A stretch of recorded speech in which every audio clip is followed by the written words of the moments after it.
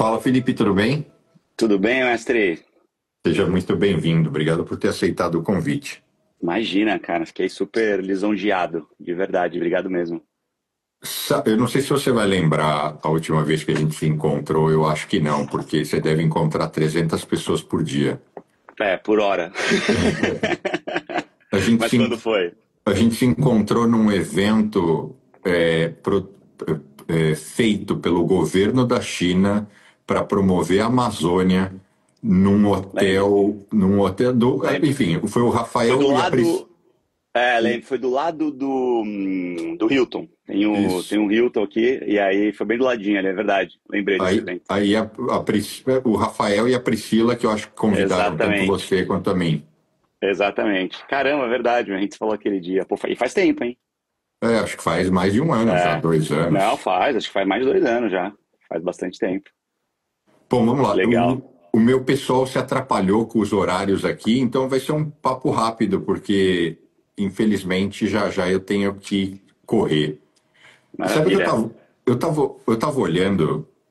O que que é esse seu negócio de grupo Black, empreendedores, grupo Black, uma coisa assim que eu vi nos seus stories e não entendi. A gente existe um grupo que, na verdade, é um perfil também aqui no Instagram, né, que chama Empreendedores, empreendedores.com. E eu participei do podcast deles que eles me convidaram, e aí eles têm um grupo que é basicamente um grupo de networking super, hiper qualificado, assim, com nomes super conhecidos no mercado. Então, Carol Pfeiffer, Semenzato, enfim, uma parte muito considerável dessa galera que é bem conhecida de mercado. E aí eu fui convidado para participar, convidado para entrar nesse grupo. E é um grupo basicamente de negócio, né? Um grupo basicamente de tanto de networking quanto de troca de serviços entre empresas em comum. É mais um dos muitos grupos aí que eu frequento de empreendedorismo e de networking, né? E com qual frequência vocês se reúnem?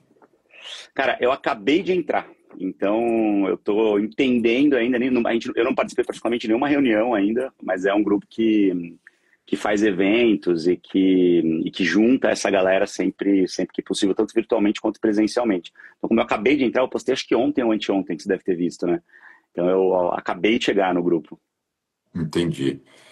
E me dá uma visão geral do que você tem feito da vida, porque algumas pessoas acham que você é só o cara só o jornalista, e eu sei que não, né? Exato, é um pouquinho mais do que isso, né? Então, cara, eu primeiro sou apaixonado por café, né? Que eu fiz meu baldinho aqui, que eu sempre faço quando gravo vídeos ou participo de lives assim. Cara, eu tenho a minha essência, a minha carreira toda no jornalismo mesmo, né? De televisão tradicional, porque quando eu me formei lá atrás, em 2005, há 20 anos, não existia rede social, né? Então, a rede social que a gente tinha era o Orkut, então não, a gente nem imaginava que iria existir um negócio chamado Creator Economy que a gente tem hoje, que a gente ia ter um negócio no bolso que a gente consegue entrar ao vivo, fazer imagem, gravar, tirar foto, fazer texto e tal. Então era a opção que eu tinha para estar no audiovisual, né, que sempre foi minha paixão. Então eu caminhei minha carreira toda para a televisão. Só que muito rápido na televisão eu percebi que esse mercado ia migrar da noite para o dia. Né? Óbvio, da noite para o dia, numa jornada de alguns anos, mas que ia ser um movimento muito rápido. Porque quando eu me formei em 2005, Bruno, o YouTube apareceu. O YouTube foi fundado em 2005. Né? Então foi exatamente o ano que eu entrei no mercado. Então desde lá eu sempre fui um cara muito de tech, muito ligado à tecnologia de fato, tecnologia real do dia a dia mesmo. E aí eu sempre acompanhei isso muito de perto. E eu tentei muito colocar isso na prática com projetos dentro da TV Globo, que era onde eu trabalhava. Mas, obviamente, que uma empresa como a Globo ou qualquer outra empresa que é muito grande faz esses movimentos de uma maneira lenta, de uma maneira, né, a conseguir abrigar ali muitos interesses, muitas necessidades. É sempre aquela analogia do mercado de virar um transatlântico e virar um jet ski, né, cara? E aí eu criei o meu jet ski. Falei, bom, já que vai ser um pouco difícil eu conseguir entender o que está acontecendo dentro da Globo, eu vou fabricar um jet ski. E aí eu abri a minha primeira empresa de fato mesmo, estruturada, que foi uma produtora de conteúdo.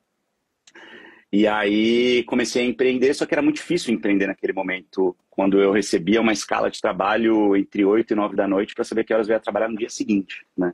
Então era uma rotina bem pesada e que dificultava muito você ter uma carreira em paralelo.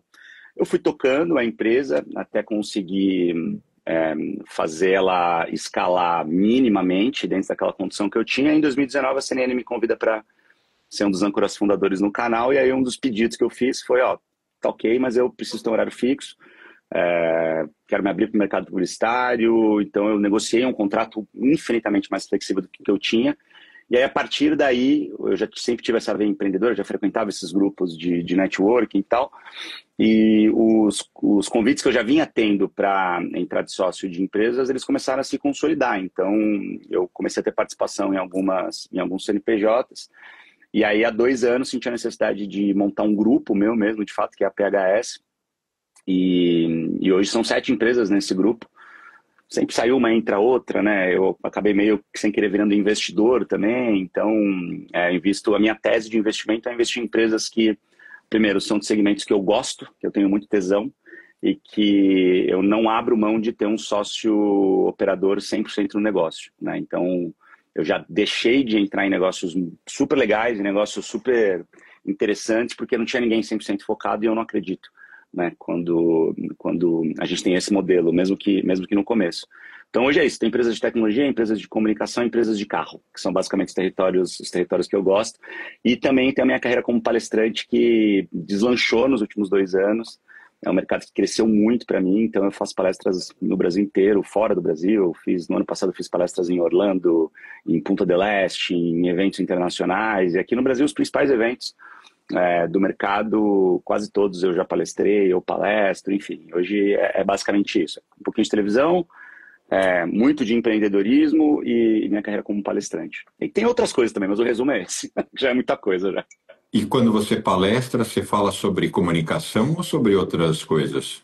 Eu falo sobre comunicação de alta performance, porque eu criei um método que é um livro, na verdade, que deve sair no começo do ano que vem. Porque eu percebi que alguma coisa que eu estava fazendo quando eu era repórter estava dando muito certo, porque minha carreira ela cresceu muito rápido dentro da televisão. Apesar de eu já estar na carreira há 20 anos, eu consegui virar repórter especial de Jornal Nacional, ganhar o cargo mesmo com 29 anos de idade. Então, eu fui um dos cases mais meteóricos de ascensão ao Jornal Nacional, né, dentro da Globo. Então, eu falei, existe alguma coisa que eu estou fazendo meio que intuitivamente que está dando certo, né? Então, eu vou tentar transformar isso em método, tentar entender qual que é a técnica que eu estou usando, colocá-la no papel. E aí eu criei a Comeducção, né, que é um método que eu chamo de comunicação de alta performance, e necessariamente tem que estar apoiada por 2 pernas. Uma é conexão, e aí conexão, a gente tem inúmeros elementos, a gente abre uma aba gigantesca, e do outro lado, educação. Então eu entendo que hoje, por exemplo, eu vou fazer um vídeo sobre o tarifaço do Trump no Brasil, né, que você estava falando aí um pouquinho antes de eu entrar. São vídeos sempre extremamente educativos, né? Então eu explico as coisas dando 10 passos para trás nos conceitos mais básicos possíveis, porque eu entendo que o investidor vai entender e a pessoa que não entende de mercado financeiro também vai entender. Então acho que é o jeito mais inclusivo de se fazer comunicação.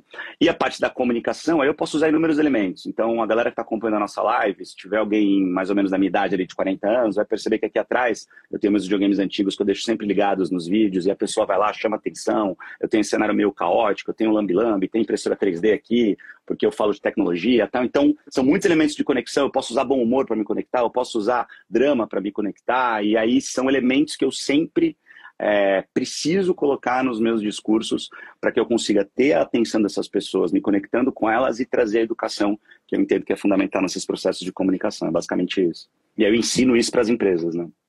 Muito legal. E aí você falou que você investe e atua em negócios que você curte. Aí você falou carros, tecnologia e... Carros, tecnologia e comunicação, né? Então, tem uma agência de comunicação, produtora de conteúdo. É isso que eu queria entender, de fato, o que são esses negócios. Por exemplo, na área de carros, o que você apronta? Na área de carros, eu tenho um estúdio de personalização e estética automotiva aqui em São Paulo, que chama Troféu Estúdio, que é bem focado em carros premium. Então, a gente mexe muito com Ferrari, Porsche, essas coisas todas. Montar kit aerodinâmico, instalação de película de proteção de pintura, tecnologia no geral. Então, desde pegar um Porsche 911 antigo e atualizar todo o sistema de tecnologia dele, fazer o que a gente chama de resto mode, né?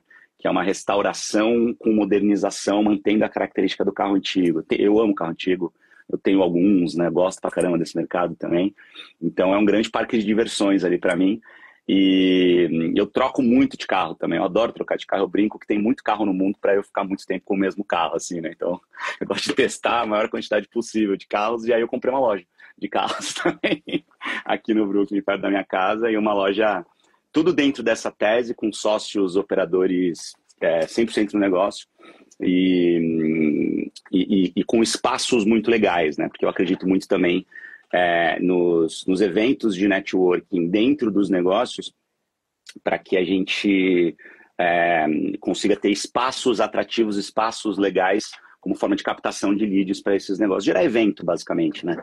Então, se for na Troféu Studio, putz, é uma loja de quase 700 metros quadrados, no meio da Vila Nova Conceição, que é um bairro, para quem não sabe, super nobre aqui de São Paulo. A loja fica aqui no Brooklyn, também é um galpão lindo, maravilhoso, com uma baita iluminação legal, para isso, para gerar evento, para levar pessoas lá para dentro, para gerar ecossistemas, né? Então, eu acredito muito no poder do ecossistema. Então, a minha agência produz as redes sociais dos meus outros negócios que não são de comunicação, e a minha empresa de tecnologia, ela produz os agentes de IA para todos esses meus negócios, tudo meio que se conversa, e aí eu vou conseguindo fechar um ecossistema que faz muito sentido para mim. O Júlio mandou uma pergunta aqui, se você já teve algum negócio que deu errado. Essa semana ainda não, mas semana passada tive e praticamente todas as outras anteriores, né? Ô, Júlio, eu vou te falar um negócio, assim, uma dica, cara. Se você seguir algum perfil de coach de internet que fala de empreendedorismo, primeiro pesquisa o nome do cara e vê se o cara tem algum CNPJ, porque o que mais tem, né, Bruno, você sabe muito bem disso, é coach de negócios que nunca empreendeu na vida, que não sabe ler um DRE, né? Então isso infelizmente, é muito comum. E segundo, pergunta se ele já quebrou, cara. Se ele nunca quebrou, desconfia, porque ele não passou por um processo que é fundamental na jornada de empreender, pelo menos do meu ponto de vista. Eu acho que o processo de quebrar uma empresa, e eu já fiz isso algumas vezes, é um processo que é uma faculdade de administração num momento, né? Quando você apaga o disjuntor, quando você desiste de uma operação, quando você realmente quebra, literalmente, acho que isso é o que te traz mais ensinamentos e faz você ser um empreendedor cada vez melhor. Assim. Então, já tive vários negócios que deram errado. Eu abri uma escola no momento errado, com sócios errados, que não deu certo. Hoje eu tenho uma agência de comunicação, mas antes dessa, eu abri outra também, há alguns anos, também com sócios errados, com essa tese, eu ainda não estava respeitando essa minha tese de ter alguém 100% no negócio, então você vai aprendendo, né?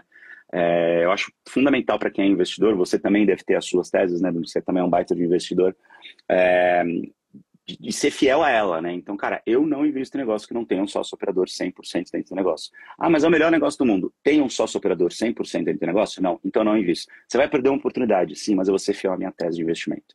Né? Então, acho que isso é uma coisa que eu aprendi quebrando, aprendi errando, né? E já fiz muita burrada, faço pra caramba e espero continuar fazendo.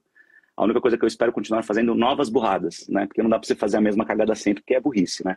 Agora, se você tiver sempre erros novos, você tá no limite da inovação, né? E é o único caminho que eu me permito percorrer, né? Porque senão a gente vai fazer sempre a mesma coisa e não faz sentido. E você tem alguma forma, algum lugar que você fomenta esse seu conhecimento, essa sua competência? Por exemplo, né? É só um exemplo.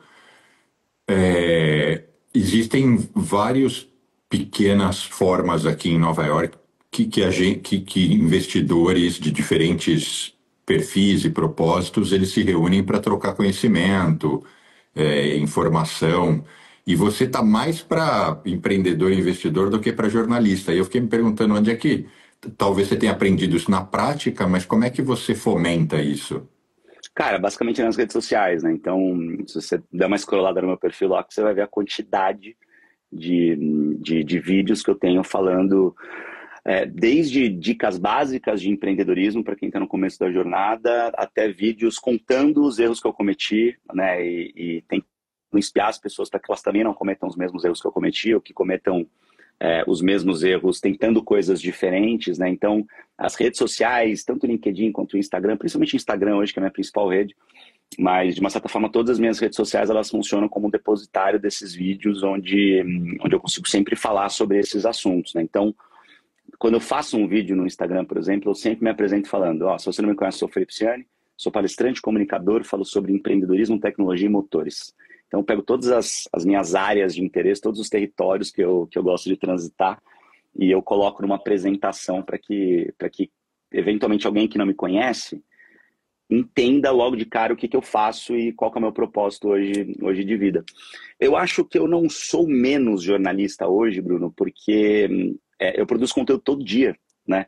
Então, hoje, certamente, eu sou menos um comunicador de televisão, isso certamente. Então, hoje eu sou muito mais empreendedor do que apresentador de TV, mas eu faço questão ainda de manter, pô, o meu programa na CNN hoje é incrível, que é um programa de negócios e tecnologia, né? Então, pô, é um sonho eu conseguir tirar do papel. Mas o meu trabalho como comunicador, de fato, como produtor de conteúdo, ele é diário e ele é intenso e não acaba. Então, eu acho que a gente tem essa oportunidade de novo, que eu não tinha lá em 2005 quando eu me formei. Então é muito legal saber que, putz, aqui em casa eu tô falando do meu estúdio, né? Então eu tenho um estúdio, de fato, com isolamento acústico, com os melhores equipamentos possíveis, ilha de edição, câmeras e tal, dentro da minha casa, né? Então isso é muito legal. Mas e o caminho inverso? Como é que você se abastece? Porque eu vou dar um exemplo. Se eu te dissesse, Ciane, vem aqui para Nova York porque na semana tal vai ter a gente vai fazer uma reunião com 100 investidores, venture capitalists, e te passo os nomes e quem são. Eu tenho certeza que acho, né, que você vai pensar o seguinte, porra, vai ser muito legal ouvir o que esses caras pensam, quais são as teses deles, Sim, sim, para onde eles estão olhando, como, né? Nesse sentido, como exatamente. é que você se abastece?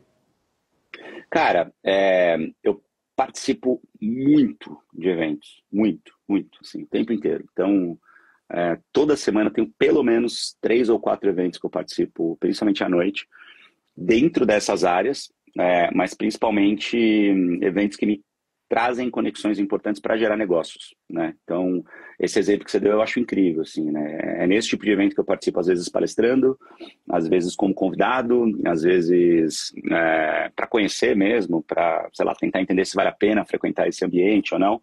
E eu sou um cara que eu sou extremamente adepto do tal do lifelong learning, né? Então, eu acho que o momento que a gente acha que não precisa mais estudar é o momento em que a nossa carreira vai acabar, literalmente, né? E eu espero continuar estudando até depois que eu me aposentar, porque isso é o que me nutre, isso é o que de fato me traz aí a minha própria tese de comunicação, né, cara? Da gente sempre ser muito fiel a dados, a números, a informações e colocar em prática aquilo que eu falo nas redes sociais. Vou te dar um exemplo muito claro. É, Obviamente eu já te conhecia de nome, né? A gente se conheceu pessoalmente há muito tempo, já não tinha mais tanto contato, espero que a gente tenha mais daqui para frente, mas a gente já não tinha muito contato, cara. Eu poderia entrar nessa live e simplesmente, pô, beleza, é mais um compromisso aqui, vamos embora rapidinho, resolve, daqui a pouco já tem outro compromisso e tal.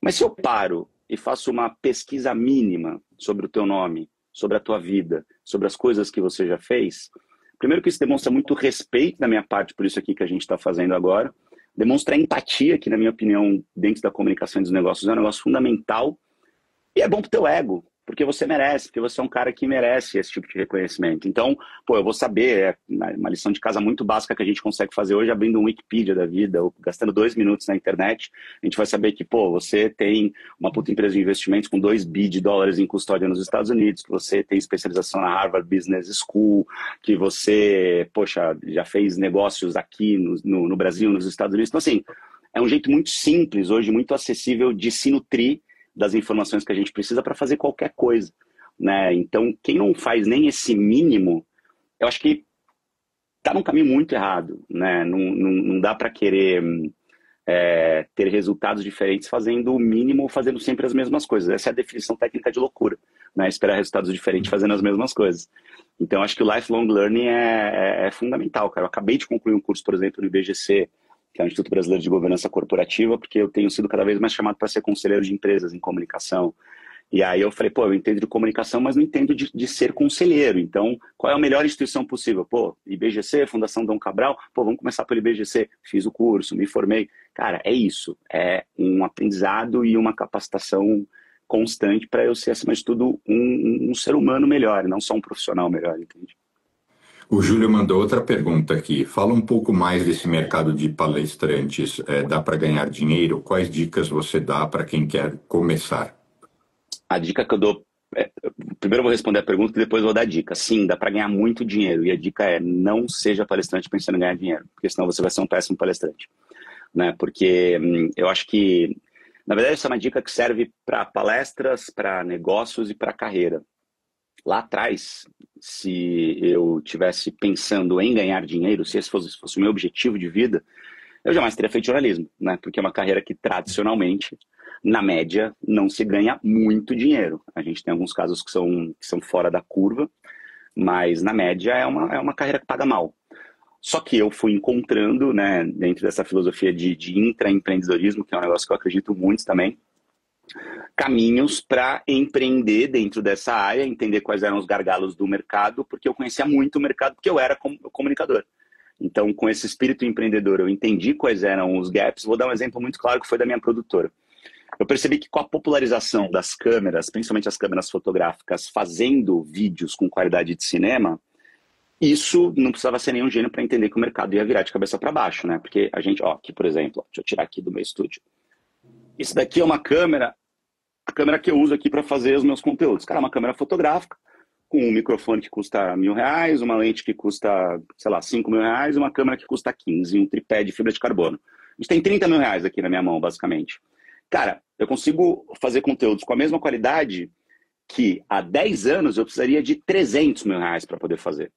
Então, quando eu entendi que a gente estava começando a ter essa virada tecnológica acima de tudo, o mercado ia mudar muito. E as produtoras que até então cobravam R$ 500.000 para fazer um vídeo, ou elas iam perder muito mercado, ou ia nascer um novo mercado com uma nova demanda dessas produtoras mais enxutas. E naquele momento, o que a gente tinha? A gente tinha ou a produtora do vídeo de 1 milhão, ou o primo do tio da amiga, que tinha uma câmerazinha e fazia vídeos bonitinhos, mas não era uma empresa, mas não conseguia dar um suporte de uma empresa de fato para atender outras empresas legais com constância. E eu falei, tem um espaço no meio desse caminho para uma produtora mais enxuta, mais moderna, com esse tipo de equipamento, e foi a tese que eu fiz para criar a produtora de conteúdo lá em 2015. E, cara, a gente estourou, a gente explodiu, principalmente quando eu saí da Globo, quando eu consegui entrar de cabeça nela, a gente cresceu muito. Hoje a gente, poxa, ocupa um andar inteiro de um prédio aqui na Berrine, atende clientes gigantescos. Então, esse é um exemplo de conseguir identificar onde estão os gaps de mercado, aquela coisa que é meio clichê, mas é muito verdade. Onde é que está a dor do mercado? Né? Você é capaz de resolver essa dor? E estudar, errar, até conseguir acertar a mão e seguir por esses caminhos, né? Você conheceu a Priscila e o Rafael na época que você foi para a CNN ou vocês já se conheciam de antes? Não, já conheci eles do mercado, né? A Pri, ela era apresentadora da Record News e durante um tempo ela foi editora na Globo, acho que cobrindo umas férias, talvez ali, e ela editou alguns conteúdos meus quando eu era repórter do Bem-Estar, isso lá em 2013, 2014. E o marido dela, ele foi diretor da CNN em Brasília, tal, já conheci ele também há um bom tempo. E, cara, no nosso mercado eu brinco muito, assim, eu falo para quem está acompanhando, cara, uma dica também que para mim é uma dica de ouro, seja legal com as pessoas, porque o mundo ele não dá voltas, ele capota 780 vezes ao longo da nossa vida. Então, a pessoa que é a tua estagiária hoje, que você vai tratar mal amanhã, vai estar num cargo absurdamente mais alto que o seu. E se ela for vingativa, ela vai lembrar disso e você vai se dar mal. Então, seja legal com as pessoas, porque isso só vai te render frutos bacanas ao longo da carreira, né? É verdade. Falando ainda, voltando à história da produtora, é focada em videoprodução ou é mais amplo É. hoje? Não, é produção. Hoje é mais amplo porque eu não tenho só produtora na minha estrutura, né? Então, eu tenho também uma agência, que eu entrei como investidor, uma agência pequena que a gente está crescendo agora, então eu entrei para acelerar esse projeto. Coloquei tudo dentro de casa, dentro do mesmo espaço, porque eu comprei as salas onde que até então eram só da produtora e hoje é de fato o meu escritório aqui em São Paulo, minha base aqui em São Paulo, que fica na Berrine. Para quem não sabe, para quem não é de São Paulo, é um endereço comercial também bem conhecido aqui da cidade. E então eu centralizo todas as minhas operações lá, né? Mas a produtora basicamente ela é focada em vídeos cinematográficos, né? Então, vídeos institucionais, coberturas de grandes eventos. Então, putz, a gente tem, por exemplo, hoje no nosso portfólio AgriShow, todos os conteúdos da AgriShow são nossos, Hospitalar, que é uma das maiores feiras do mundo desse setor, FISPAL, ABF, que é a maior feira do mundo de franchising, desde eventos grandes, assim como feiras, até, sei lá, o podcast da Disney no Brasil, a gente que faz. A gente fez muitos conteúdos, muitos documentários para o Terra, a gente fez muita coisa no mercado financeiro, mercado de energia, mas sempre focado ou em cobertura de eventos, porque a gente traz essa expertise do jornalismo para conseguir fazer conteúdos com muita qualidade, uma entrega muito rápida, que era o que a gente fazia no dia a dia, o que eu fazia no dia a dia ali no meu trabalho como repórter, ou conteúdos muito cinematográficos, muito legais para vídeos de apresentação, institucionais, vídeos comerciais, mas a um custo muito menor do que se pagava até poucos anos atrás, né? Então, foi uma tese que deu muito certo. E aí, em paralelo, eu tenho uma agência dentro também desse mesmo espaço, que aí a minha produtora, ela produz esses conteúdos e aí a agência, ela faz as postagens mais simples do dia a dia para que essa empresa consiga ter constância nessa comunicação, né? Então, de novo, é o poder do ecossistema, que é um negócio que eu acredito muito. E falando do programa na CNN, você se envolve pessoalmente na definição dos convidados Total, muito. e no que você espera para as próximas edições e tudo mais? Não, com certeza, com certeza. Eu me envolvo muito, faço questão de me envolver muito, principalmente na escolha dos nomes. A gente tem. Eu sou meio fissurado em teses, né? Eu acho que a gente precisa sempre ter fluxos e processos muito definidos, né? Principalmente hoje que a gente faz 500 milhões de coisas ao mesmo tempo, se ficar solto a gente se perde. Então a tese do programa é falar de negócios e tecnologia com pessoas que sejam minimamente conhecidas do público, né? Então às vezes a gente tem um empresário que é maravilhoso, que é fantástico, mas ninguém faz ideia de quem seja, um cara que não tem uma comunicação que é muito legal, então ele não tem o perfil de entrevistado do programa. Mas quando a gente tem alguém que, de preferência, já tem uma relevância grande nas redes sociais, que tem uma carreira como empreendedor ou como profissional de tecnologia muito consolidada, aí é bingo, assim, aí é realmente o perfil que a gente gosta, que a gente busca. Então, eu sempre ajudo nessa triagem, sugiro vários nomes, e muitos desses entrevistados são meus amigos hoje, né? Eu sempre estou nesses grupos de empresários e tal, então eu participo ativamente dessa escolha, com certeza. Mais uma aqui. Conta um pouco sobre sua saída da Globo, como surgiu o convite. Imagino que é o convite para a CNN. O Pensou convite para muito antes CNN de deve ser. sair? Com certeza, pensei pra caramba, porque eu tava no meu auge profissional, né? Então, imagina, eu naquele momento era um cara de 34 anos de idade, ainda muito novo, com muita lenha para queimar. Eu já era repórter especial do Jornal Nacional, então, em tese, como repórter, eu já estava no auge da minha carreira, né? O próximo passo seria ser correspondente fora do Brasil e fazer outras coisas. Mas trabalhar num esquema de hard news é muito pesado, né? Então eu recebia isso, uma escala de trabalho ali que às vezes chegava às 9 horas da noite e dizia que eu ia entrar no trabalho às 7 da manhã no dia seguinte, ou às 5 da tarde, ou ao meio-dia. Eu tinha 15 quilos a mais, eu tinha gordura no fígado, eu não conseguia marcar um médico, eu não conseguia estudar, que é um negócio que eu sou fissurado. Então, sou extremamente grato à TV Globo. Se não fosse a TV Globo, a gente não estaria fazendo essa live aqui, né? Porque foi a empresa que me projetou para o mercado. Mas naquele momento, o esquema de trabalho era um esquema de trabalho que não casava com os meus objetivos de vida, principalmente futuros. Naquele momento eu estava conseguindo dar conta. Mas eu olhava para o lado, eu via um repórter com 25 anos a mais do que eu, que tinha exatamente a mesma rotina. E aí eu falava, putz, se é esse modelo de trabalho que me espera pelos próximos 20, 30 anos, talvez eu precise repensar, né? Então o empreendedorismo já estava muito forte. Quando a CNN fez a proposta, eu fiz uma série de pedidos, meio que quase que falando, eles não vão querer, não vai dar certo. Eles falaram, não, beleza, vamos embora, pra gente tá ok. Eu falei, putz, então agora ficou show, vamos nessa, né? Tanto que tô há 5 anos lá na CNN, super feliz com o produto que eu estou fazendo e aí consegui dar vazão para todos os outros projetos. Mas eu pensei muito, né? Foram quase 3 meses entre a primeira proposta e eu assinar o contrato, né? Eu assinei o contrato talvez na 4ª ou 5ª proposta. Foram muitas idas e vindas, muitas conversas, até conseguir acertar todos essas vontades, esses desejos que eu tinha e deu super certo. O contrato não foi de 5 anos, imagino, ou seja, ele já foi renovado. Não, não, o meu contrato já foi renovado 2 vezes já. Então é Porque a sinal emissora. de que deu certo. Sinal de É que tá isso, rolando isso, bem.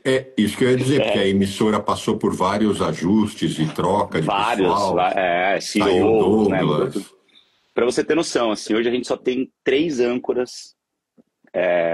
Se eu não me engano, são 3 âncoras só que estão desde o começo da CNN, desde a estreia, né? Então, é, a gente teve uma troca muito grande, mas comigo, graças a Deus, deu tudo certo ali hoje. Putz, a CNN é um cartão de visita até para os meus negócios super importante, assim, super legal e que abre muitas portas, né? Então, por isso que faz muito sentido essa troca que a gente tem. Mandaram para nós aqui uma pergunta que de absolutamente factual aqui de hard news. Aham. Ciane, com base na sua experiência com o Nakagawa na CNN, como você avalia o tarifaço anunciado ontem pelo Trump? Você falou que vai Putz, gravar um cara. vídeo sobre isso, né? Eu vou gravar um vídeo. A gente desligando aqui, eu vou descer com a minha cachorra para ela fazer xixi, subo de novo e gravo um vídeo aqui no meu estúdio falando Mas sobre então isso. agora eu é que quero te pegar e aprender aqui. Quando você vai produzir um vídeo, você fala de cabeça, você dá uma redigida e lê um TP, o que que você faz? Não, eu não leio o TP porque eu acredito muito na comunicação orgânica, né? Então, mas acima de toda a comunicação ela tem que ser assertiva e checada, né? Então, eu estudo muito. Então, cara, ó, vou revelar os bastidores aqui do meu estúdio, né? Eu tenho basicamente dois computadores aqui. Então, aqui desse lado é a minha ilha de edição, que está desligada nesse momento que eu não estou editando nada, e aqui onde a gente está, eu tenho 2 monitores, 3 monitores, né? Tem um computador aqui e 3 monitores. Então aqui é onde eu escrevo meu livro, porque eu gosto de escrever com monitor mais de pezinho, assim, porque eu tenho uma visualização melhor. Aqui eu deixo normalmente os indicadores das minhas empresas para eu acompanhar a distância, e aqui, né, que é o laptop que eu uso, eu vou abrindo sites de notícia quando eu vou fazer esse tipo de computador, eu vou estudando pra caramba, vou pegando todas as informações mais apuradas, mais checadas, e aí eu abro um bloco de notas simples, coloco os tópicos principais com essas informações já super checadas, e começo a fazer meio que uma análise de cabeça, né? Começo a fazer uma análise, porque, puta, eu faço isso há 20 anos, eu tenho obrigação de fazer bem, né, esse tipo de coisa, meio que de improviso, mas me baseando nos números que eu já apurei, nos tópicos mais importantes ali que eu coloquei. Aí depois eu vou para esse computador aqui do lado, edito e posto. Então é rápido, né? É rápido, mas passa por aquele processo jornalístico básico de checagem de informação, de ouvir fontes eventualmente. Então, eu pego a minha rede de contatos, muitas vezes o próprio Naka é um cara que, para quem eu ligo muito para tirar algumas dúvidas de macroeconomia mais parrudas, às vezes, que eu não manjo tanto quanto ele, obviamente. Então, esse é basicamente o processo que eu vou fazer daqui a pouco, que eu faço todo dia. Mas então, no final da história, você vai falar de improviso mesmo. Você vai absorver ali É, é. certos fundamentos e vai ligar o play e mandar bala. E aí tem muito de correlação, tanto da minha experiência profissional quanto das últimas notícias. Então, certamente eu vou trazer, obviamente, o tarifaço de algumas semanas que ele fez com o resto do mundo, que ele acabou voltando atrás. Então, provavelmente, isso que ele está fazendo agora com o Brasil, que é um ato político, ele deve voltar atrás, né? Porque ele já mostrou que ele usa as tarifas como uma maneira de pressão para alguma coisa que ele quer, né? Não necessariamente uma arrecadação maior de impostos, porque ele perde muito também com o tarifaço ao Brasil, né? O Brasil é um grande exportador de commodities para o mundo inteiro, inclusive para os Estados Unidos. Então, se ele fizer isso, ele também vai correr o risco de ter uma inflação muito maior de alguns produtos lá dentro. Por exemplo, café, né? A gente é o maior exportador de café do mundo, né? Então, muito do café que está nos Estados Unidos sai do Brasil, né? Então, será que é interessante imediatamente você aumentar em 50%, né? Taxar em 50% o preço do café que o americano toma no país inteiro, né? Esse é só um exemplo, né? Então, acho que a gente tem todos esses dados, essas informações. Obviamente, eu sou jornalista, então eu não estou aqui para ficar dando só opinião baseada nas vozes da minha cabeça. Então, eu sempre trago opiniões e correlações com dados, com informações, e faço uma análise de improviso, com uma ediçãozinha básica ali, alguma coisa e tal, mas para dar uma cara quase que um misto de reportagem com conteúdo de rede social mesmo, né? Então, acho que essa linguagem é muito bacana da gente testar, de aprender e de conseguir me comunicar de um jeito completamente novo em relação ao que eu fazia há 5, 10 anos atrás. E você grava esses vídeos nessa pegada todo dia ou não necessariamente? Tem que ter um fato? Não, não necessariamente. O vídeo de hoje, era para eu ter gravado ontem, na verdade, porque né, a notícia é de ontem, mas ontem eu estava o dia inteiro produzindo conteúdos publicitários para uma empresas, né, que é uma das empresas com quem eu tenho contrato hoje. E aí eu acabei não conseguindo fazer ontem, mas é um assunto que ainda está super quente, também porque ontem aqui em São Paulo foi feriado, né, a Revolução Constitucionalista. Então, o mercado aqui em São Paulo, hoje que começou a falar disso, o mercado de fato mesmo, com mais veemência. Então eu olho para tudo que está acontecendo ali e faço essa gravação o mais quente possível, mas no dia a dia eu uso muito cortes de palestras, porque isso acaba funcionando como uma estratégia de captação de novos clientes muito interessante para mim, mas sempre tem um factual muito legal, muito bacana.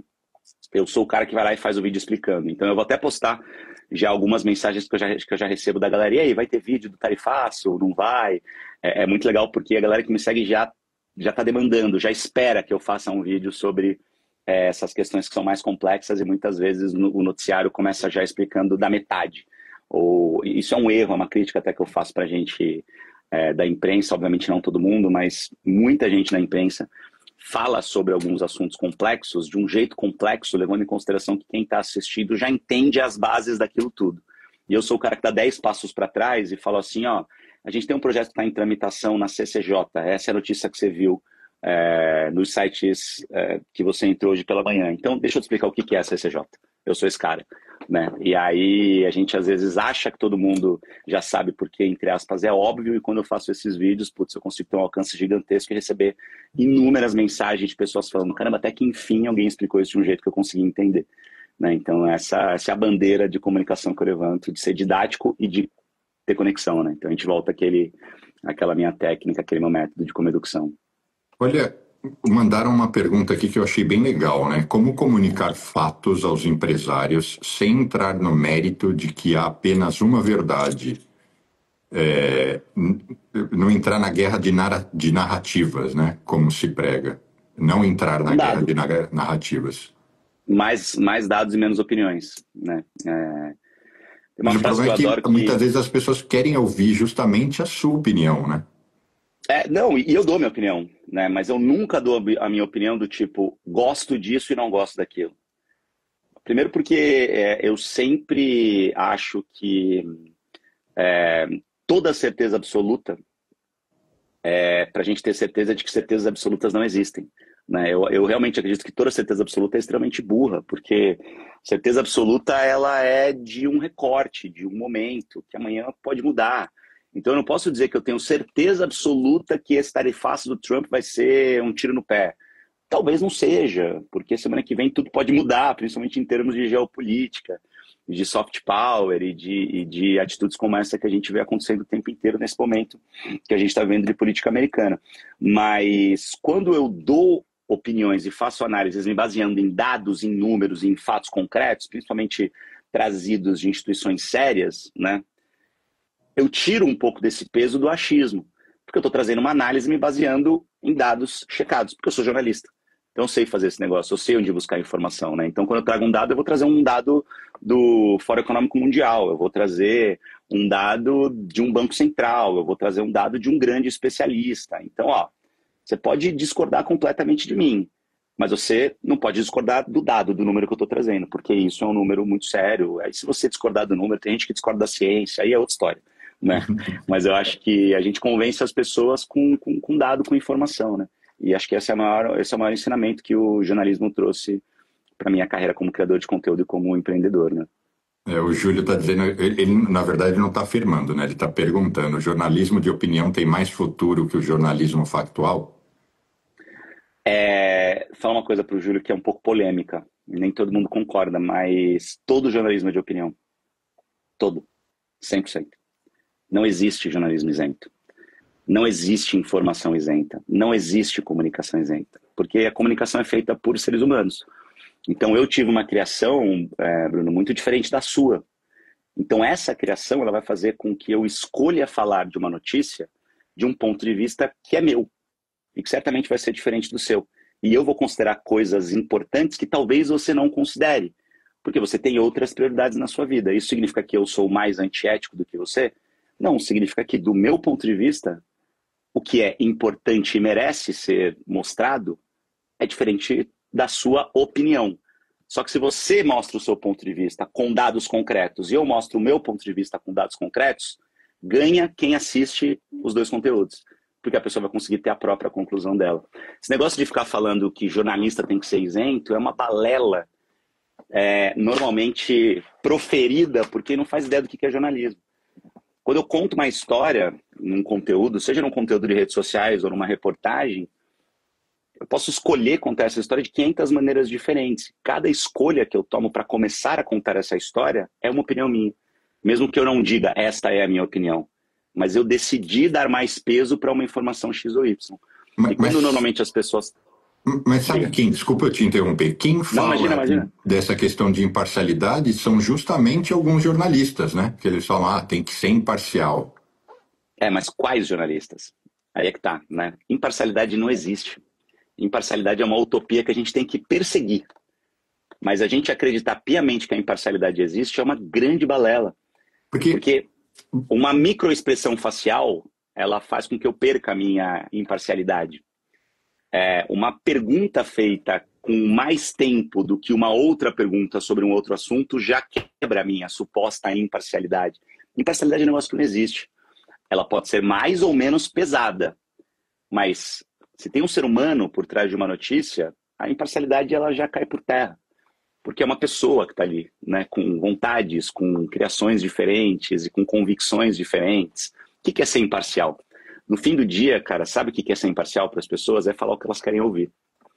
Então a gente sempre ouve discursos de alguém de esquerda dizendo que a direita não é imparcial, porque a direita está falando alguma coisa que a esquerda não quer ouvir, e vice-versa. Então, você pode perceber, sempre que a gente tem uma crítica sobre imparcialidade de comunicação, é uma guerra, acima de tudo, de polaridade. A gente tem dois lados que discordam e o que acusa o outro de ser imparcial é porque, na verdade, ele tem uma convicção diferente. Quase sempre é isso. Eu entendia por imparcialidade, no ponto de vista jornalístico, primeiro, narrar os fatos, porque, na essência, né, para alguém que não é jornalista, como eu, o jornalismo ele te traz notícia, né? Então ele te traz fatos. Eu estou narrando, a China bombardeou o Vietnã. É um fato. Então, e de forma imparcial. Eu não estou dizendo se ela tem razão ou não. Eu estou te dizendo que ela bombardeou. Mas pode falar. Desculpa te cortar também, mas esse exemplo que você trouxe é perfeito. Porque você dizer que a China bombardeou já é um juízo de valor, do ponto de vista de imparcialidade. Porque você poderia dizer que a China atacou. Ou você poderia dizer que a China se defendeu de algum outro ataque. Você entende? Esse é o meu ponto. Quando eu digo que a Rússia invadiu a Ucrânia, é um juízo de valor. Quando eu digo que a Rússia reestabeleceu o território da Crimeia com a anexação, é um outro juízo de valor. A gente volta para aquilo que eu falei no começo. A decisão que eu tomo de como contar uma história, que teoricamente parece imparcial, ela, por si só, quebra o conceito de imparcialidade. Porque as palavras que eu uso... Eu vou te dar um exemplo muito claro. Na época dos Black Blocs, das grandes manifestações que a gente teve no Brasil, lá em 2013, se eu não me engano, cara, eu sofri... 2015. Eu sofri muito nessa época, apanhei muito na rua. E era horrível, porque a gente, cara, da imprensa, a gente era odiado por todo mundo. Os professores odiavam a gente, os Black Blocs odiavam a gente, a polícia odiava a gente. Para onde a gente corria, a gente apanhava. E aí, eu vi algumas reportagens, quando o pau começava a quebrar, dizendo que a polícia estava repreendendo os manifestantes. Aí tinham outras reportagens que diziam que os vândalos estavam destruindo os bancos. Só que os vândalos que aquela reportagem citava eram os manifestantes da outra reportagem, mas eram as mesmas pessoas, entendeu? Só que uma reportagem decidiu chamar de vândalo e outra reportagem decidiu chamar de manifestante. Essa escolha de palavras já cai completamente por terra o conceito de imparcialidade. Eu não preciso dizer assim, esse lado está errado e esse lado está certo. Não, a minha escolha de palavras ela deixa muito clara que a imparcialidade é um conceito completamente utópico, né? E aí, quando eu estou assistindo, eu posso concordar ou discordar que aqueles manifestantes são vândalos. E aí é uma decisão que quem está assistindo tem que tomar. Eu posso tirar o peso do juízo de valor, mas o juízo de valor, e é só minha opinião, tá, Bruno? Tipo assim, não é algo que eu estou falando que é isso e ponto. Essa é só minha opinião. O juízo de valor, ele sempre vai estar presente num vídeo que a gente fizer. Cara, você é um cara que tá trazendo de volta o Manhattan Connection, que é uma entidade. Você falou, eu não sou jornalista. Cara, você é um puta comunicador. Talvez você não seja jornalista por você não ter a formação, mas você é um puta de um comunicador. E como um baita de um comunicador, com essa responsabilidade, com isso que você está fazendo para o nosso mercado, que é muito legal, sem perceber, cara, você vai colocar a sua opinião o tempo inteiro, mesmo sem dizer a minha opinião é essa. Eu não sei se estou me fazendo claro. Não, foi uma aula. Mas Fez. esse é um ponto, cara, que eu acho muito utópico e até ingênuo as pessoas falarem de imparcialidade no jornalismo. As pessoas têm que falar de ética. Esse é o ponto principal para mim. Ser ético é ter compromisso com informação de qualidade, com informação checada, com dados de instituições sérias e que tem o respeito público e que você vai conseguir dar para quem está assistindo as ferramentas para que a pessoa que está assistindo diga se concorda ou não com você. Porque você está dando a sua opinião, mesmo que indiretamente. A gente sempre está dando uma opinião. Então, eu acho que o jornalismo opinativo e o jornalismo imparcial. Esquece, ele é sempre opinativo. A diferença é o quão opinativo ele é, se ele é mais ou menos opinativo. Mas essa é só a minha opinião. Não, mas e o pior é que eu concordo com ela. Agora, só um pequeno comentário. Eu acho que esse foi... Eu, no fundo, era... eu assisti o Manhattan Connection desde pequeno e eu era fã, né? E eu acho que esse sempre foi o barato do programa, porque ele foi um dos primeiros modelos onde eles estavam lá... trazer o contraditório. Para dar opinião, não era para dar opinião. E para discordar muitas vezes, né? Então, quebrar o pau com elegância ali, né? Então, cada um fala uma coisa ali e tal.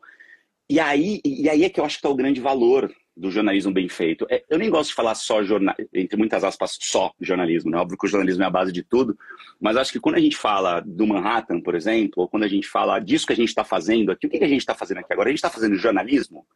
A gente está fazendo comunicação. A gente está se comunicando, né? E a gente está discutindo as melhores práticas da comunicação, que é o que eu chamo de comunicação de alta performance, né? Porque se você acorda de manhã e dá bom dia pro seu cachorro, você está se comunicando, né? Comunicação de alta performance, para mim, é aquela que gera algum tipo de conversão. Chame de conversão aquilo que você quiser. Que pode ser vender um produto, que pode ser ganhar um like, que pode ser gerar um comentário, que pode ser ensinar uma pessoa sobre algum assunto que ela ainda não sabe, né? Então, você sempre busca uma conversão. É isso que faz a comunicação ter alta performance. E, de novo, é só a minha opinião, é só a minha tese de comunicação. Então, a gente faz isso com o contraditório e com fatos, né? Agora, o problema é que tem muita gente que se comunica na internet e que faz conteúdos dando opiniões vazias, dando opiniões se baseando em achismos. Eu acho que o Trump está errado. Por quê? Porque o Trump é um cara de extrema direita e ele está dando um tiro no pé. Por quê? Porque eu acho que ele é maluco. Por quê? Vai, cara, me dá algum número, me dá algum subsídio, né? Então, eu acho que falar sobre assuntos como esse pedem uma maturidade profissional e jornalística de trazer, por exemplo, essa informação de que o Brasil é o principal produtor de café do mundo. E isso significa que o café do Starbucks, lá em Seattle, que é a sede do Starbucks, vai ficar muito mais caro, porque boa parte do café que o Starbucks compra para distribuir para os Estados Unidos inteiro vem do Brasil. Então, será que é inteligente para o Trump fazer isso? Será que ele vai conseguir sustentar? Eu estou citando um produto. O Brasil é um dos maiores produtores de commodity do mundo, né? Então, será que o Trump realmente vai conseguir sustentar uma tarifa de 50%, sem que isso gere algum tipo de inflação para dentro do próprio país, que vai gerar uma pressão das pessoas estando para o supermercado e vão pagar mais caro por esse produto? Isso, será que não vai impactar ele politicamente? Então, esse é o tipo de explicação e de correlação que eu faço para que dê um estalo nas pessoas de que elas pensem assim, caramba, eu nunca pensei sobre esse ponto de vista. Talvez isso mude meu jeito de pensar. Ou não, você tá falando merda. Você vai ver, faz um teste. Eu vou postar esse vídeo hoje por volta de 7, 8 da noite. Abre os comentários. É sempre um show de gente me xingando. Cara, você tá falando merda. Aí tem uma galera que fala assim, você é de esquerda. Aí outra galera, você é de direita, você é um babaca. E aí é que eu fico feliz, porque eu falo, pô, se tá cada um falando de um jeito, é sinal de que eu não tô agradando muito ninguém. e que eu tô no caminho certo. Então eu tô fazendo a galera pensar. Então acho que esse é um pouco do caminho, entende? A Fernanda mandou uma pergunta aqui que ela antecipou a pergunta que eu iria te fazer. Olha só, ela escreveu: pensando nessa questão da parcialidade, já te ocorreu de ter que tomar parte num fato a pedido de um chefe ou de uma emissora para a qual você trabalhava? Para Me... mim, Pode nunca falar. aconteceu. Para mim, nunca aconteceu. Né? Então existe uma máxima, por exemplo, da Globo. Né? As pessoas falam que a Globo é a favor disso ou é a favor daquilo. Eu fui repórter do Jornal Nacional, cara. Nunca, nunca, nos meus 20 anos de carreira aconteceu de um chefe virar e falar assim: não, não, não, inclui essa informação aqui para fuder essa pessoa. Isso nunca aconteceu comigo. Eu posso falar por mim. Eu sempre tive uma liberdade editorial bastante grande. O que acontece são, por exemplo, essa questão de chamar manifestante de vândalo. O manifestante que promove o quebra-quebra. Então, era uma coisa de que, ó, a gente entende que, no meio de uma manifestação, se alguém sai e ataca uma pedra numa porta de vidro de um banco, essa pessoa deixa de ser um manifestante porque ela está depredando um patrimônio que pode ser público ou privado, mas ela saiu daquela alçada de manifestante e passou a ser um vândalo. E aí você fala, poxa, faz sentido. Então, ok, daqui para frente a gente vai chamar esse tipo de manifestante de vândalo. Mas nunca, pô, carrega na tinta aí desse texto falando sobre esse político, porque a gente, como empresa, quer derrubar a esquerda ou quer derrubar a direita. Tanto que é só você parar e olhar o retrospecto da Globo na última década. A Globo era acusada de ser uma empresa de direita nos primeiros governos do Lula. E aí agora a Globo é uma emissora de esquerda. Então você fala, pô, será que uma empresa como a Globo é tão volúvel a ponto de uma hora ser de esquerda, outra hora ser de direita? Ou será que a galera fica criando realmente teorias da conspiração, né? Então, eu posso falar por mim, eu nunca passei por nada nesse sentido, nem na Globo, nem na CNN. Já discordei de muitas diretrizes gerais e tal, mas nada que fosse grave ao ponto de ter que me corromper para concordar com uma opinião macro de uma emissora, né? No fundo, é muito menos teoria da conspiração quanto as pessoas imaginam. Quem está de fora acha que as grandes emissoras elas controlam a comunicação e, cara, não é assim que funciona no dia a dia. Né? De novo, eu falo só por mim. E mais uma vez, eu amo falar isso. É só a minha opinião, tá tudo certo. Se alguém discordar. Né? Eu acredito nisso que você está falando, porque, logicamente, eu fiquei muito próximo do Lucas, né, com essa história de Manhattan e tudo mais, e eu quis entender a história dele, como é que ele virou correspondente e tudo. E, sem alongar, teve um episódio numa gravação do ano passado que ele desceu o cacete numa empresa e o programa foi pro ar. E a emissora Uhum, que nós estávamos ficou puta com ele. uhum, E ele falou, Bruno, cara, em 30 anos na Globo nunca me aconteceu isso, cara. Eu podia é, falar o que eu quisesse e nunca ninguém exato. veio me enquadrar. E aí ele, por sua vez, ficou mais puto ainda. E eu tive que É, mediar ali a confusão dos dois lados, né? Mas então é, eu acredito sim. não, é bem isso mesmo. Assim, no dia a dia, quem está de fora acompanhando as notícias e acompanhando o dia a dia ali dos telejornais, acha que existe um grande conselho editorial que determina para onde as reportagens vão e o que os apresentadores vão falar. E, cara, não. Tanto que dentro da CNN, se você assistir a nossa programação ao longo do dia, você vai perceber que as visões sobre o mesmo fato, elas são muito diferentes.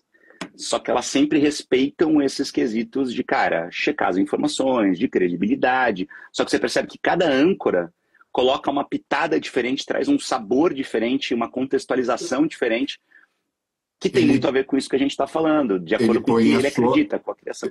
ele põe a sua parcialidade, né? Exatamente, ele põe a sua parcialidade, mesmo que seja uma parcialidade tímida, mas ela está sempre ali, ela está sempre presente, né? Tem muita gente que discorda veementemente disso que eu falo, mas isso é algo que eu falo desde sempre, porque é o que eu realmente acredito. A imparcialidade ela não existe, ela é uma utopia que a gente tem que tentar seguir. Mas Você, a partir do momento em que é feito por seres humanos, a imparcialidade caiu por terra, acabou.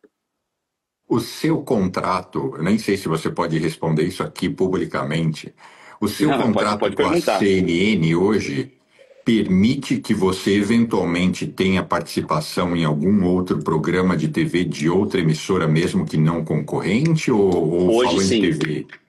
Não, Ou- hoje sim. No começo não.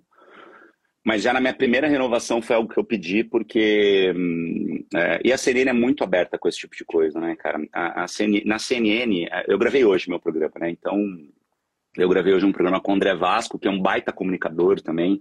O cara que trabalhou na MTV, na Record, na Band, que ele empreende com muito propósito. Ele tem uma gelateria que é exclusivamente tocada por um staff de pessoas surdas. Só que é uma gelateria com um produto muito bom, com um propósito muito forte, porque ele teve uma perda auditiva, descobriu essa perda auditiva, colocou isso como bandeira, tal, não sei o quê.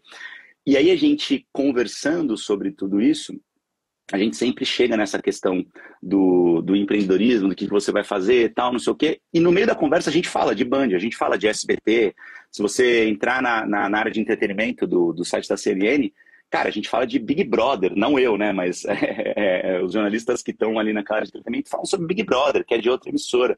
Então isso que eu acho muito legal da CNN. A CNN, por exemplo, ela entende que o jornalismo econômico ele é feito por empresas, que é algo que nas diretrizes da Globo. Hoje eu nem sei exatamente como é que tá, mas na minha época, por exemplo, eu não podia falar Instagram, né? Porque a Globo, ela entende, e aí é uma diretriz da empresa que acha que quando você fala uma marca que é particular, que é privada, você está fazendo propaganda daquilo e dentro do jornalismo não cabe essa propaganda, tal. O entendimento da CNN já é outro. Já é que o mercado é feito por marcas, né? A gente tem hoje na Bolsa um pouco mais ali de quase 400 empresas ali listadas, que são basicamente as empresas que têm mais destaque no mercado. E são empresas privadas. Não, a gente não tem só papéis de empresas públicas, muito pelo contrário, são a minoria. Então, já que o mercado é feito por empresas privadas, a gente precisa falar das empresas privadas. Então, a gente fala o nome das empresas, a gente fala de áreas de atuação, trazendo tudo isso. Quando trouxeram o NACA aqui, né, o Fernando Nakagawa, que é um grande irmão meu, a gente tinha o CNN Business, né? Que era uma marca internacional que, poxa, eu tive a felicidade de conseguir trazê-la para o Brasil, ser o porta-voz dela junto com o Naka, e a gente falava de empresas, de marcas, e conversava com esses CEOs e tal, então eu acho que é algo muito maduro e muito moderno, quando a gente fala em termos de comunicação, né? Eu acredito que o mercado é isso mesmo, cara, a gente precisa falar de outras emissoras, a gente precisa falar de outras empresas, e aí, na minha renovação, eu coloquei essa possibilidade de poder ter participação em outros produtos e tal. E assim eu venho tocando de um jeito muito, muito mais livre, muito mais gostoso. Então é muito legal hoje trabalhar na CNN por conta dessa liberdade que eu tenho também. Mas nesse momento, embora você tenha essa liberdade, no vídeo você está só na CNN. Tô só na CNN de forma fixa, né? Mas eu faço participação em muitas outras coisas. Sei lá, desde... Pô, eu participei há uns 2 meses de um programa de entretenimento do Tom Cavalcante na Record, entendeu? Pra você ter noção das coisas que acontecem. Então, eu tenho essa super liberdade que é muito Entendi. legal, mas meu programa fixo como contratado é na CNN. Mas posso participar de muitas coisas. Cara, sensacional. Quando eu estiver em São Paulo, vou te convidar para a gente se reencontrar. Qualquer coisa a gente já chama E até. tomar um café. Chama a Priscila, chama o Rafael, chama mais gente. Bora. Queria deixar um convite quando você estiver passando aqui por Nova York. Eu criei um podcast, né, que é o Wall Street Cast. Montei um pequeno estúdio que tem vista para Uhum. Times Square. Então vai ser um prazer te receber lá para a gente gravar algo, falar sobre as coisas que a gente curte. Pô, muito legal, muito E, legal. Vai ser um prazer. e o resto é só assim uma provocação. E talvez eu ainda te procure. Eu ainda tenho o seu celular até hoje, porque você me deu aquele dia. Boa. Eu te procure para te convidar para alguma outra ideia maluca, seja para você participar de algum evento aqui com investidores, já que você gosta, Legal, muito legal. ou até mesmo alguma coisa com Manhattan aí, algum especial que a gente possa inventar. Não, muito legal, cara. Conta comigo, é um baita prazer, cara. Sou um fãzaço da tua trajetória também. Acho que você é um cara, pô, que apesar de não ser jornalista, como você enfatizou, é um cara que entende muito a potência que a comunicação tem, né, cara? Porque eu acho que é, a gente, como comunicador, tem uma missão muito, muito, muito, muito importante, que é de incluir pessoas nas discussões que realmente interessam, realmente importam para a sociedade, né? E tem muito comunicador que não entende isso. Tem muito comunicador que só repete discursos extremamente técnicos que distanciam as pessoas que precisam participar dessas discussões, né? Então, eu acho que você é um cara que entendeu um pouco de novo, dessa tese de comunicação que eu compartilho e, pô, um baita prazer a gente conversar hoje, conta comigo para projetos futuros, vamos conversar que acho que tem muita coisa legal pra gente fazer. Combinadíssimo. Sucesso nas suas empreitadas aí e a gente se reencontra em Valeu. breve. Fechadíssimo. Obrigado, meu velho. Obrigado a todo mundo que participou da live aí. Vambora. Obrigado você também, obrigado a todo mundo que participou e mais uma vez obrigado você, Felipe, pelo tempo, pelo papo. Abração. Imagina. Eu que agradeço. Valeu. Abraço. Valeu. Tchau.